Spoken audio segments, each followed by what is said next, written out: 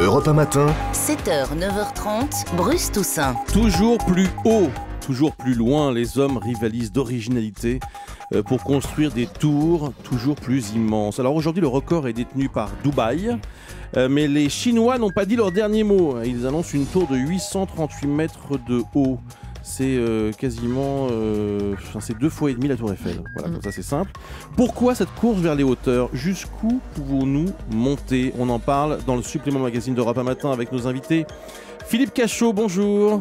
Bonjour. Docteur en histoire de l'art, chercheur, auteur de l'histoire de l'art pour les nuls. Philippe Trétiac, bonjour. Bonjour. Architecte, grand reporter à Elle, critique d'art.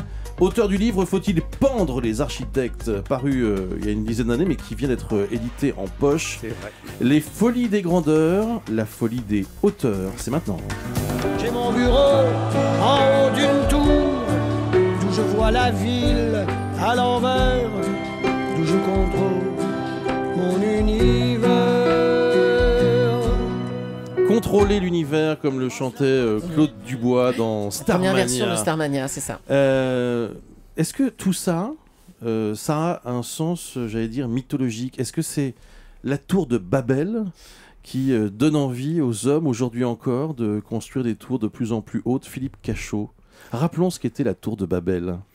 Alors, dans la Genèse. La tour de Babel, bon, il faut le dire, c'est un mythe. Hein. Elle est inspirée en fait d'une tour qui a effectivement existé à Babel. Bon, Babel, c'est Babylone, hein. C'est la Mésopotamie, c'est l'Irak actuel.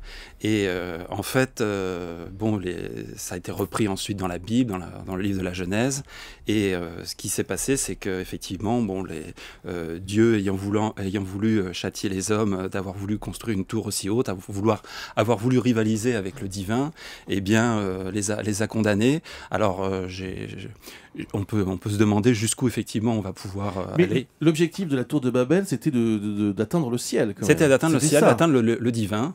Puisque en fait, on retrouve ça derrière tous les bâtiments, la volonté de hauteur, le goût de la hauteur. C'est en fait, à l'origine tendre vers le divin. Hein, au départ, c'était on peut parler des cathédrales gothiques, on peut parler dans les cathédrales gothiques, on a commencé à 27 mètres à Saint-Denis, on a fini à 48 mètres à Beauvais, ce qui a été la tour gothique la plus élevée. Après, ça a été toujours même dans les cathédrales, les cathédrales avaient des tours énormes. Il y a aussi le goût de l'immensité. La tour Eiffel, c'est ça aussi l'idée? Exactement. La tour Eiffel, c'est être le plus haut possible. Il y a un goût de prestige, de puissance, et puis ensuite, effectivement, une volonté de tendre vers l'immensité. Philippe Trétiac, vous êtes d'accord avec ça? Oui, bien sûr, mais je dirais les choses très simplement. D'abord, les Chinois ont annoncé une tour encore plus haute. Ouais. J'ai entendu mieux, moi. J'ai entendu, paraît-il, qu'en Azerbaïdjan, à Bakou, on annonce une tour de plus de 1000 mètres de haut. À Tokyo, des architectes ont annoncé une tour de 4000 mètres de haut. Quoi? Mais ils ont annoncé qu'elle serait construite en 2050, ce qui prouve bien qu'à ce titre-là, on peut dire absolument tout et n'importe quoi. Ouais. Je veux dire par là qu'il faut se méfier aussi des annonces, parce qu'on ne nous fait jamais les désannonces. C'est-à-dire que quand un projet ne se fait pas, personne ne va vous dire il ne se fera pas. Donc ça, c'est une première chose. Mais ce qu'il faut comprendre, en mon sens, c'est qu'il y a plusieurs raisons à cette compétition sur la hauteur. Il me semble que la première, c'est évidemment, on peut le dire simplement, c'est une course phallique. Qui est-ce qui a la plus longue? C'est quand même comme ça que ça se passe. C'est quand même comme ça que ça se passe. Les pays rivalisent. Vous êtes sérieux? Mais bien sûr que je suis sérieux. Évidemment, il y a quelque chose de cet ordre-là. Il y a quelque chose du record permanent, de montrer qu'on est toujours plus fort que le voisin, etc. Ça, c'est la première raison. La deuxième raison, elle est aussi économique. C'est que quand vous avez un sol, plus vous construisez de mètres carrés dessus, plus c'est rentable. C'est la deuxième. Et je dirais que la troisième, elle est beaucoup plus intéressante peut-être. C'est que si on voit une tour isolée comme ça dans le désert à Dubaï, on se dit, ça, on est dans un projet pharaonique, pompier, etc. Mais quand vous prenez la problématique du XXe siècle, qui est l'explosion urbaine, qui fait que maintenant plus d'un terrien sur deux vit en ville, où l'un des grands problèmes, c'est la prolifération de quartiers pavillonnaires qui bouffent les campagnes, etc.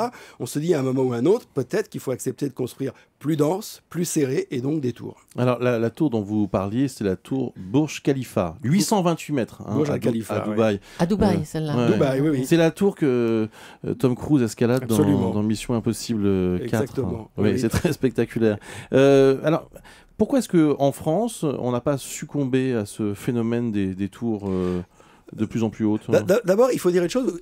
Vous savez qu'avant la construction de la Tour Eiffel, qu'on va dire l'érection de la Tour Eiffel, c'est comme ça qu'on le dit, pour reprendre exactement, mais je le dis à dessein, quel était le monument le plus haut du monde? C'était les pyramides d'Égypte. Ah oui? Oui. Donc, ça montre bien que la fin du 19e siècle, c'est un tournant gigantesque. Et pourquoi? Parce qu'on invente l'ascenseur. À partir du moment où vous inventez l'ascenseur, tout est possible. Après, on a ajouté une autre chose. Sur la Tour Eiffel, il n'y avait pas tout de suite les ascenseurs. Hein. Il fallait quand même prendre les escaliers. D'accord, mais enfin, maintenant, ce qui fait qu'on peut construire des tours, c'est d'abord, l'ascenseur. Deuxièmement, c'est un autre sujet, mais c'est la climatisation. Vous retirez la climatisation et l'ascenseur, il n'y a plus de double. Vous êtes d'accord avec ça, Philippe Cachot? Oui, enfin, sur l'aspect phallique, bon, on passera. En fait, il faut vous dire une chose. Bon, la Chine, c'est la nouvelle puissance émergente. Les États-Unis, quand ils ont construit l'Empire State Building dans les années 30, c'était la puissance émergente du moment. Faut pas l'oublier. Les États-Unis supplantaient l'Europe. Maintenant, on sait que c'est l'Asie qui va supplanter et les États-Unis et l'Europe. Le monde va tourner désormais autour du Pacifique et de l'Océanie. Donc, il est évident que les grandes tours, que ça soit à Dubaï ou que ça soit à Changsha, puisque la nouvelle tour est annoncée à Changsha, donc qui est la rivale de Shanghai. Bon, c'est une volonté claire, effectivement, de prestige, de puissance.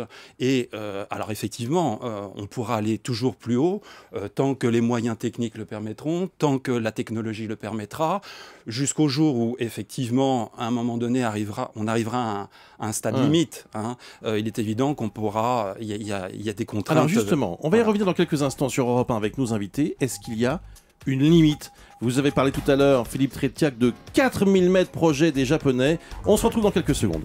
Oui, parce qu'on continue la discussion sur ces plus hautes tours du monde pendant la pub avec Julie, et avec on cherche la hauteur des pyramides, voilà. Des cathédrales gothiques et tout. Voilà. Philippe Tretiak est avec nous, grand reporter à Elle, architecte critique d'art, et Philippe Cachot, qui est docteur en histoire de l'art et chercheur, auteur de l'histoire de l'art pour les nuls.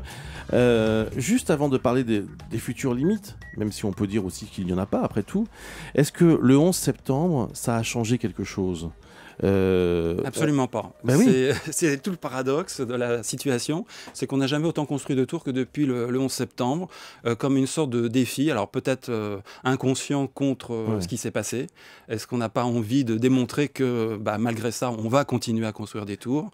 Et puis c'est vrai que bon, elles sont de plus en plus hautes et surtout elles sont de plus en plus inventives. Alors on parlait qu'effectivement en France, on n'a pas le culte de la hauteur, mais on a quand même des tours quand même sacrément originales et dans leur forme. Il y en a une nouvelle à la Défense. Il y en a une nouvelle à la Défense. Philippe Tretiak, sur le 11 septembre, vous avez la même analyse? Je pense que c'est d'autant plus vrai que ce qui fait la puissance d'un monument patrimonial, comme une cathédrale ou un château, c'est qu'elle a une force symbolique. Et les tours construites dans le monde, elles ne l'ont pas encore, si ce n'est celle de la puissance. Mais les tours qui seront construites à la place des deux tours du World Trade Center, elles auront cette force symbolique parce qu'évidemment, elles sont chargées du drame de l'attentat terroriste. Et en ce sens, elles sont légitimes et on comprend qu'elles soient construites et qu'elles soient acceptées. Parce que... Revenons à ce que vous disiez tout à l'heure, 4000 mètres pour une tour, ça vous paraît possible techniquement? Je pense que il y a pas de. C'est un projet, je le rappelle, à horizon 2050, mais quand même. Mais je pense que techniquement tout est possible. Tout est possible. Il n'y aurait pas de limite. La tour Burj Al Khalifa, la plus haute du monde, elle est construite. En fait, vous avez deux tours. Vous avez une tour de près de 550 mètres de haut en béton, sur laquelle on a construit ensuite une tour de 350 mètres en acier. En gros, c'est comme ça. Il y a 196 poteaux, je crois, de près de 50 mètres de profondeur, d'1,50 m de diamètre. Enfin bon, tout ça. Mais c'est possible.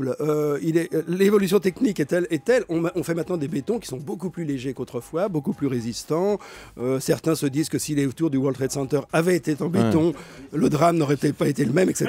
Mais attendez, les Chinois, ils veulent construire leur tour en 3 mois, de toute façon, donc histoire de battre aussi un record. Oui, alors là, on est dans un autre type de record. Je suis pas tellement sûr que ce soit sérieux, mais pourquoi pas, on sait pas. Il faut rappeler que celle de la Chine sera à 95% préfabriquée. Oui. Donc, ce sera un espace de montage. On n'aura plus que tout sera prêt à monter en fait. Merci à tous les deux. Philippe Cachot, l'histoire de l'art pour les nuls, c'est chez First Edition bien sûr. Et puis Philippe Tretiak, ça paraît chez qui en poche votre livre? C'est en Poisseuil. Très bien. Faut-il pendre les architectes?